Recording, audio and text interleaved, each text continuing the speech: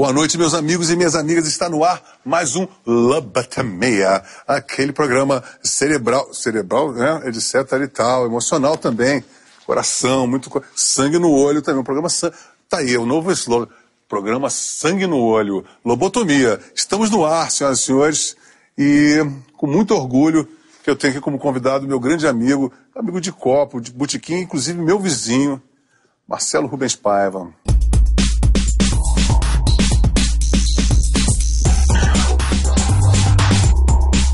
Então vamos começar, né? Podemos começar. Marcelo, por bom prazer, cara. A gente é vizinho. E outra coisa, ele é vizinho e é vizinho daqui, né, cara? Daqui. Tá aqui tem uma tranquilidade. Eu vim a pé, você veio de táxi. É, né? Eu vim de táxi e você veio a pé, não, né? Eu vim a pé, cara. Eu vim rodando, na verdade. Rodando, né, cara? Mas que prazer, cara. Prazer estar aqui. Porque esse programa é um programa muito, assim, muito íntimo, né? Assim, eu fico pensando assim, na verdade isso quase não é um programa, isso deveria ter uma mesa aqui, né? Um papo de botequim, um papo de botequim, né, cara? O Scott, né? Eu tenho aqui umas... Você tem pauta aí? Tem uma pauta. E é o seguinte, para começar... Bom, isso é uma coisa que tem muito a ver comigo, inclusive é uma coisa que eu vou gostar muito de saber de você. Isso eu vim a saber agora, falar com meu querido Rodolfo, que é meu diretor também, junto com o Ortega. E aí ele falou, pô, que você, quando fez a tua autobiografia, depois você teve um backlash, tipo assim, porra, acho que eu me expus muito. Foi. Você sentiu isso, né? Muito. Ai, que cagaço, cara. E você conta umas coisas. E aí minha mulher acho que exagerei. Acho que eu deveria ter escrito tudo isso e tal. Hoje você se mortifica. Muito. É mesmo, é? Isso deve ser uma merda, porque por você fazer um disco que você não gosta, já é um problema. Mas, por exemplo, você sabe que em comunidade do Orkut, tem mais gente filiada à comunidade do meu livro do que ao meu nome. Então, quer dizer, o teu livro é um concorrente. É um mala. Às vezes algum amigo meu, sei lá, tô lendo esse livro, você tá lendo esse negócio? Mas não lê não, sei o quê. Lê meus últimos livros, e pior que ainda gosto mais desse livro. Isso daí acontece muito. Da energia virginal que tinha, né? O autor meio... Essa frescor, né? Não era nada e que não tinha barreira, não tinha limite, não tinha técnica nenhuma também. Mas vamos ficar entre nós, realmente tem uma magia. Né? Foi um momento certo, foi uma história que eu tinha história para contar que eu nem sabia que eu tinha, né? Quem se interessa pela minha história, e tinha, saiu, e aí depois me deixou um pouco assustado, porque eu tinha 23 anos de idade, não sabia lidar com aquilo, não sabia dar entrevista, não sabia assinar contrato, não sabia dar autógrafo, não sabia sorrir para as câmeras, não sabia o que fazer. Você parece que você foi crescendo, amadurecendo como homem, e a tua autoimagem, tudo que tem um tempo um pouco maior para se sublimar numa vida, você teve tudo num momento só. Não, você teve a perda do teu pai, você teve teu acidente, você teve milhões de coisas para você sublimar, né? E eu tive que crescer junto com a minha imagem, isso que é muito louco. A minha imagem midiática era uma imagem em processo de crescimento, como era do meu indivíduo adolescente. E como Marcelo, você também estava crescendo de outra maneira, você vinha de um acidente, você se reinventou também depois do livro, né?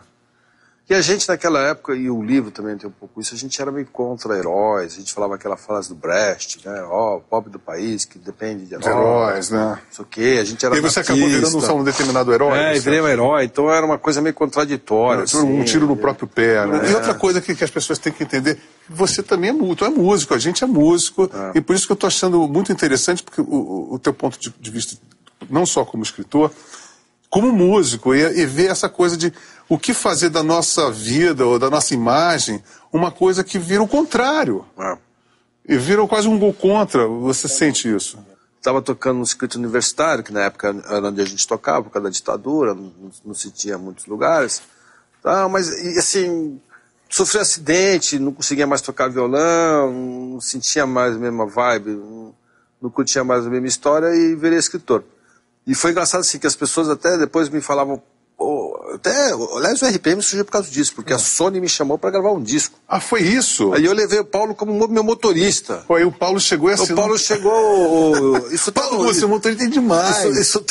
O Paulo foi meu motorista muitas vezes. Paulo Ricardo foi motorista do Marcelo Rubens. Ótimo motorista. E, por sinal, excelente motorista. Um excelente motorista. Mas que maravilha. Porque era meu vizinho de porta, o Paulo. Morávamos é uma figuraça, né? E também estudava na ECA. E aí o Tomás Munhoz, que era o presidente da CBS, depois de Sony, né, eu falei, não vou gravar disco, tô só na literatura agora. Aí ele olhou pro Paulo e falou, você tem uma banda? E o Paulo falou, por sinal, tá aqui a fita demo da minha banda. Mas o cara já tava com tudo deu em pra cima, ele, por cima, né? Eu nem sabia, eu falei, porque o cara tava levando a fita demo aí e tal, não sei o que, e aí virou RPM, o cara conseguiu. Pô, fez um golaço. Golaço. Né? Quando os caras me chamavam pra fazer música e tal, sabe por que eu parei? Porque vocês surgiram, entendeu? Porque eu falei, caralho, porque vocês eram bons pra caralho, eu não era tão bom assim. Não, tô falando sério, eu tô falando sério. Pelo amor de Deus. Não, e outra coisa, Marcelo. Os letristas de toda a sua geração, depois, você, Renato, Cazuza, o próprio Paulo, a Bandaíra, todo mundo começou a surgir, e é assim, não tinha espaço. Tanto que todo mundo da minha geração ficou em segundo plano, o Arrigo Barnabé, coitado, que é um grande... A própria Gangue 90, porque ela estava no meio do limite, né? Estava no limite entre uma coisa e outra. Estava no limite do pop, né? E no limite de uma geração Mas também. a qualidade que veio, né? O traje, Titãs, a qualidade que veio foi assim... de inspiração musical, então não tinha espaço para amador, assim. Agora, outra coisa que eu acho importante a gente falar sobre todos esses contextos, do que a gente está vendo em gerações mudar.